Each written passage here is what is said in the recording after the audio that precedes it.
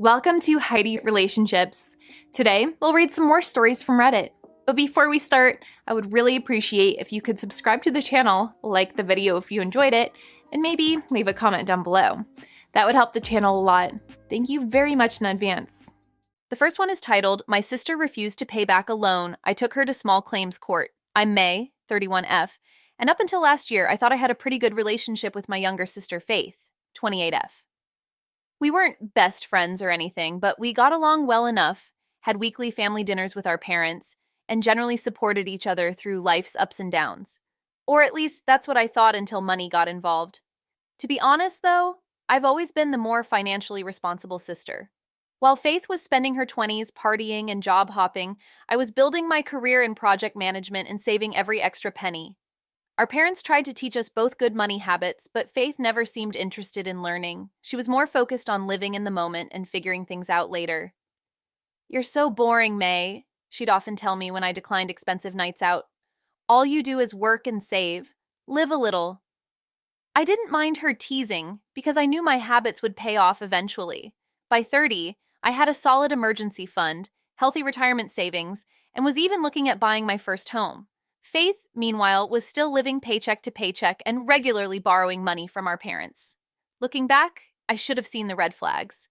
Like how Faith never seemed to learn from her financial mistakes. Every few months, there'd be a new crisis. Her car broke down, her rent went up, her hours got cut at work.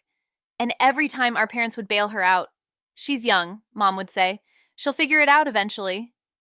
Dad was a bit more skeptical. We can't keep covering for her forever, he'd mutter. But he'd still write the check when Faith came crying about another emergency. I guess I should start by explaining a bit more about my family dynamics because it really helps explain how we got here. Growing up, Faith and I were classic opposites. I was the responsible older sister, she was the free spirit. Even as kids, our approach to money told the whole story. When we got our $5 weekly allowance, I would carefully save mine in a ceramic piggy bank my grandmother gave me. Faith would spend hers at the corner store before we even got home, usually on candy and temporary tattoos. Our parents tried to use these moments as teaching opportunities. See how May's saving up for that new bike she wants? Mom would say. That's smart planning.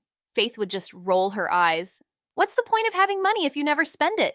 This pattern continued through our teenage years. When I got my first job at 16, working at the local library, I opened a savings account and put away half of every paycheck.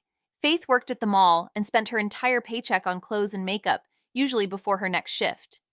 You need to think about the future, Dad would lecture her. What about college?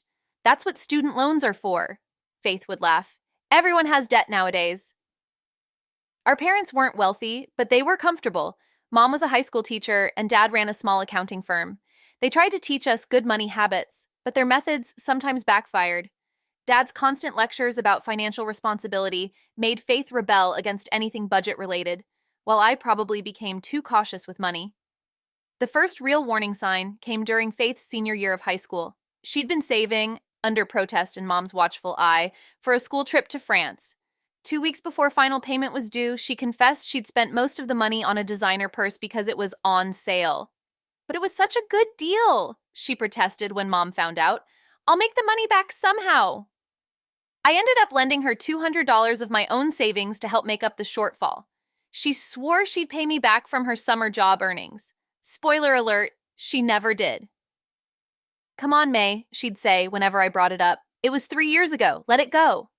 College really highlighted our differences. I went to the state university on a partial scholarship, worked part-time, and graduated with minimal debt. Faith went to an expensive private college, maxed out her student loans, and dropped out after 2 years to find herself. College is just a waste of money, she announced at Thanksgiving that year. I'm going to start my own business. The business, a handmade jewelry venture, lasted about 3 months before she got bored and moved on to her next dream. This became a pattern.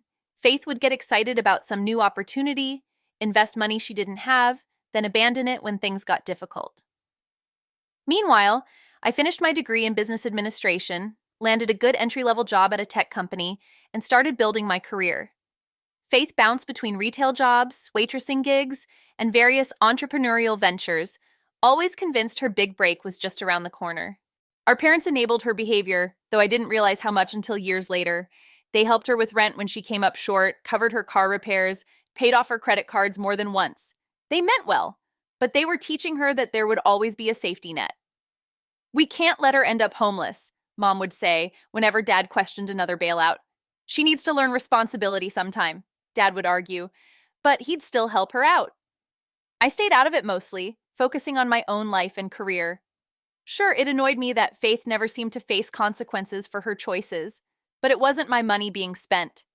We maintained a decent relationship as long as finances weren't involved. There were smaller incidents over the years, Faith borrowing $50 here, $100 there, always with elaborate promises to repay that never materialized. I learned to say no to these requests, which led to accusations of being stingy and unhelpful. "Must be nice being so perfect with money," she'd sneer when I declined to fund her latest scheme. "It's not about being perfect," I'd try to explain. "It's about making conscious choices." But Faith didn't want to hear it.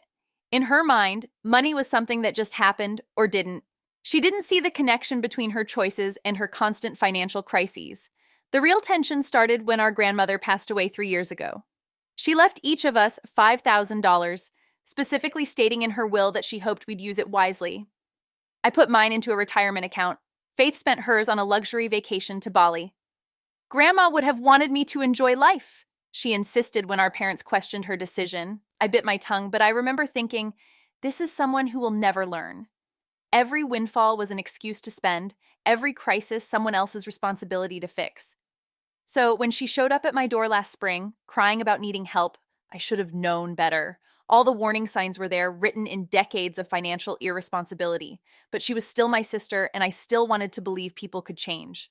I stayed out of it until last spring, when Faith showed up at my apartment in tears one Saturday morning.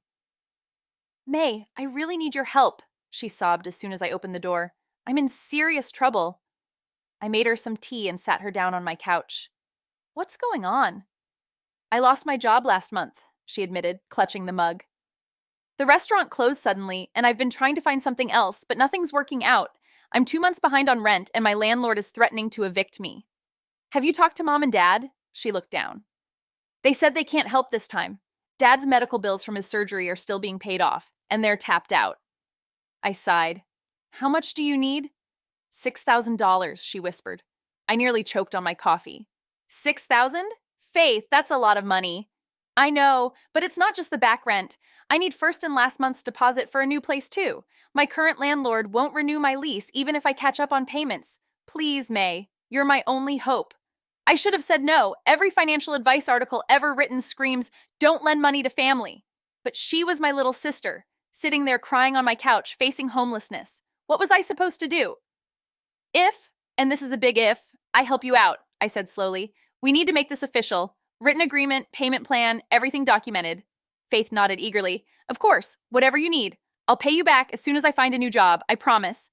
"I mean it, Faith. This isn't like borrowing $20 for gas. This is serious money." I know. I'll sign whatever you want. You're literally saving my life here, May." So I did it. I drafted a simple loan agreement, thank you, Google, specifying the amount, payment terms, $250 monthly once she found employment, and a reasonable timeline, 24 months. No interest. I wasn't trying to profit off my sister's misfortune. We both signed it in front of my neighbor who's a notary.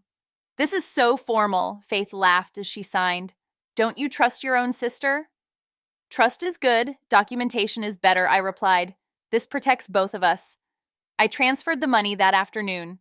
Faith found a new apartment within a week, a cheaper place with a roommate this time, and started aggressively job hunting. For a while, it seemed like everything would work out. 3 months later, Faith landed a decent office job with benefits. I was genuinely happy for her. It seemed like maybe this crisis had been the wake-up call she needed to get her life together. "When do you want me to start the repayments?" she asked during our weekly family dinner. "The loan agreement said after I found employment, right?" "Let's give it a month so you can get settled," I suggested. "Start in July." "You're the best!" She hugged me. "See, Mom, Dad? I told you I'm becoming more responsible." July came and went. No payment. I sent Faith a gentle reminder text. "Hey, sis, just checking about the loan payment we discussed starting this month." "Oh, right," she replied. "Sorry, things have been crazy at work. Can we start next month instead? Still getting used to my new budget." I agreed, not wanting to push too hard. August passed with no payment, then September. My texts got increasingly direct. Faith, we need to discuss the loan repayment. It's been 3 months since you started your new job. Stop stressing. You know I'm good for it. Family doesn't charge interest anyway. This isn't about interest. It's about honoring our agreement. She started avoiding my calls and making excuses at family dinners. Meanwhile, her social media told a different story than her claims of being too broke to repay me. There she was at expensive restaurants, showing off new clothes, posting about concert tickets. The final straw came in October when she posted photos from a weekend trip to Vegas. Had to treat myself for my 6-month work anniversary. Blessed living my best life. I was livid. She could afford a Vegas vacation, but not the $250 monthly payments she'd agreed to.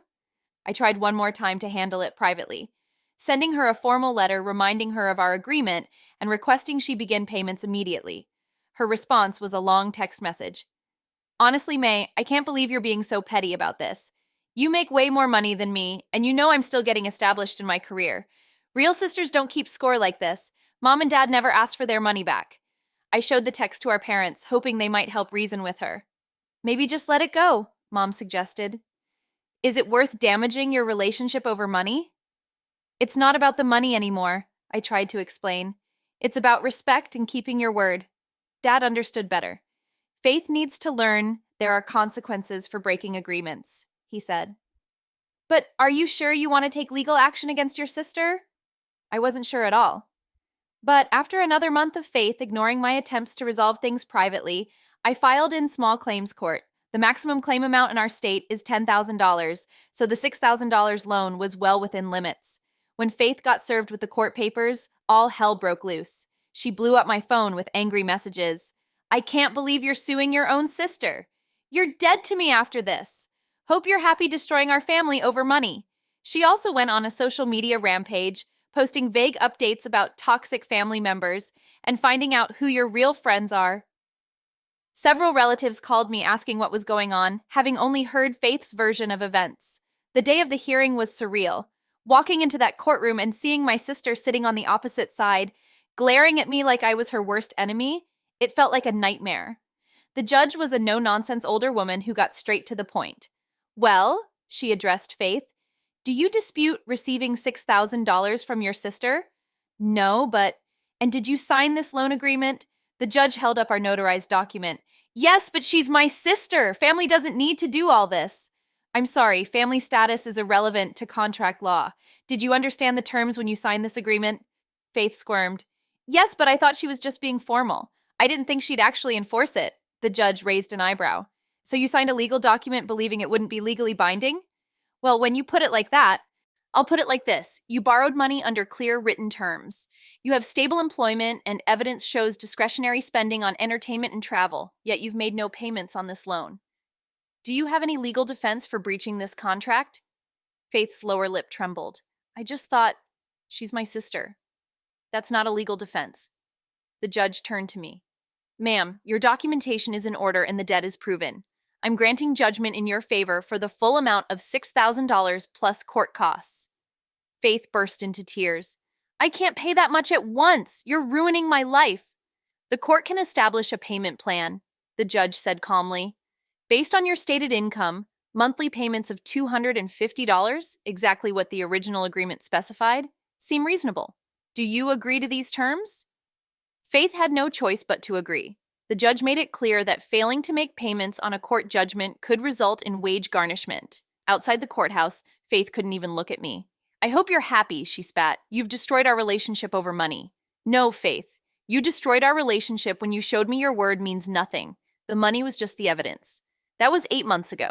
Faith has made her payments consistently. Amazing how a court order motivates better than family ties. But our relationship is definitely strained. She skips family dinners if I'm there and blocked me on all social media. Our parents are torn. Mom keeps trying to mediate, suggesting family therapy or reconciliation meetings. Dad quietly told me he was proud of me for standing my ground, but wishes things hadn't gone so far. Last week, I ran into Faith at the grocery store, our first unplanned encounter since court. It was awkward. How are you? I asked, trying to be civil. Fine, she replied stiffly. Checks in the mail for this month. Faith, this was never about the money. Save it, she cut me off. You chose money over family. That's all I need to know about who you really are." She walked away before I could respond. I wanted to shout after her that she was the one who chose money over family, chose her Vegas trips and concerts over honoring her word to her sister. But what would be the point? The worst part is, sometimes late at night, I still question myself. Was it worth it? Should I have just written off the money to keep the peace?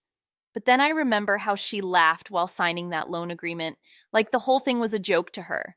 How she posted about her luxurious lifestyle while ignoring her debt to me. How she tried to use our family relationship to avoid responsibility for her choices. No, I decided it wasn't worth letting her take advantage of me just because we share DNA. Sometimes standing up for yourself means being the bad guy in someone else's story. The money is slowly being repaid, but our relationship might never recover. Still, I don't regret taking her to court. It taught me several valuable lessons. Last month, another sister, my cousin this time, called asking to borrow money for car repairs. "I'm good for it," she promised. "We're family, right?" "Exactly," I replied. "We're family, which is why I'm going to give you the name of a good credit union instead of risking our relationship with a loan." She wasn't happy with my response, but I've learned my lesson. Some bridges aren't worth rebuilding once they're burned, but that doesn't mean you have to let someone else burn new ones. Mom still thinks I should try harder to reconcile with Faith. "Life's too short for family feuds," she says. Maybe she's right, but life's also too short to let people take advantage of you, family or not. Yesterday, I finally used some of Faith's repaid money to start a new emergency fund, one specifically earmarked for helping family members. Not with loans, but with things like groceries during tough times or Uber rides in emergencies. Because I still believe in helping family, just not at the cost of my own financial security or self-respect. Faith's monthly checks keep coming, right on schedule. Each one feels less like victory and more like the price tag of a hard lesson learned. But you know what? Sometimes the most expensive lessons are the most valuable. And hey, at least I got a decent interest rate on my new no family loans tattoo. Just kidding about the tattoo, but the policy is permanently etched in my mind. The hardest part? Watching Faith continue to struggle financially while refusing to learn from this experience. She's still living paycheck to paycheck, still posting about expensive purchases, still borrowing from friends, though not family anymore. Part of me wants to sit her down and help her create a budget, teach her about saving and investing, but she'd probably just accuse me of trying to control her life again. So instead, I focus on my own financial health and boundaries. I've started teaching financial literacy classes at the local community center, turning my expensive lesson into something that might help others avoid similar situations.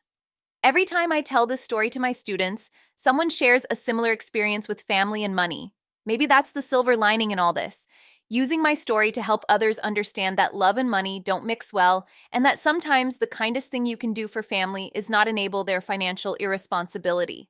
As for Faith, the last 3 checks came with little memo notes. Blood money, happy now, and family betrayer. Childish? Yes, but each one reminds me that I made the right choice. Because someone who tries to weaponize family ties to avoid responsibility isn't acting like family at all. So here I am, $6,000 wiser, and one sister poorer. Was it worth it? Ask me in a few years. For now, I'm just grateful for the lesson, expensive as it was.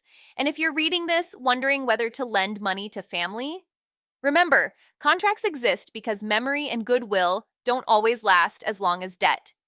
Take it from someone who learned the hard way. Sometimes love means saying no, even especially to family. Here are my thoughts about the story. Man, this story hit different for me, especially that part about the childhood allowance. Like, we all know that one sibling who's absolutely hopeless with money, but watching it evolve from spending allowance on candy to blowing inheritance on Bali is wild. The progression really shows how small habits become big problems if nobody puts the brakes on. And can we talk about those parents? Bless their hearts, but wholly enabling. Every time they bailed Faith out, they were basically teaching her that financial emergencies are just temporary inconveniences that someone else will fix. That's not love. That's setting your kid up for a lifetime of financial dependence. When Mom said, "We can't let her end up homeless," I felt that parental instinct, but sometimes you gotta let your adult children face the consequences of their choices. The part that really got me heated was Faith's social media flexing while dodging loan payments. Like, who posts about their Vegas trip when they owe their sister $6,000? That's not just financial irresponsibility, that's a special kind of audacity. And those memo notes on the court-ordered checks, blood money, and family betrayer, Girl, the only one betraying family here is the person who treated their sister's hard-earned savings like a personal Vegas fund. But what really made this story stand out was May's evolution from helpful big sister to setting boundaries queen. You can almost see the moment she realizes that sometimes loving someone means not helping them. That line about giving her cousin a credit union recommendation instead of a loan, that's growth that I'm more than glad to see. The most relatable part, though, that late night self-doubt about whether it was worth it. Because let's be real, winning in court doesn't feel like winning when it costs you a relationship with your sibling. But sometimes the price of self-respect is losing people who don't respect you. Also, is it just me, or does anyone else want to know what happened with that 3-month jewelry business venture? Because I'm betting there's a whole other story there about maxed out credit cards and investing in inventory that mysteriously ended up being worn by Faith instead of sold. The saddest thing is watching Faith turn this into her villain origin story on social media. Like, sis really thought she could paint herself as the victim while posting about luxury vacations with borrowed money. The delusion is almost impressive. At the end of the day, this isn't just about a $6,000 loan. It's about the moment you realize that family loyalty shouldn't be a one-way street. Sometimes the hardest boundaries to set are the ones we need the most. And hey, at least May didn't actually get that no family loans tattoo. Though honestly, after this saga, I wouldn't blame her if she did. Might be cheaper than learning this lesson twice. But anyways, guys, with this, we've reached the end of the video. Thank you so much for watching. Please subscribe and like the video/comment if you enjoyed it. I'll see you again tomorrow.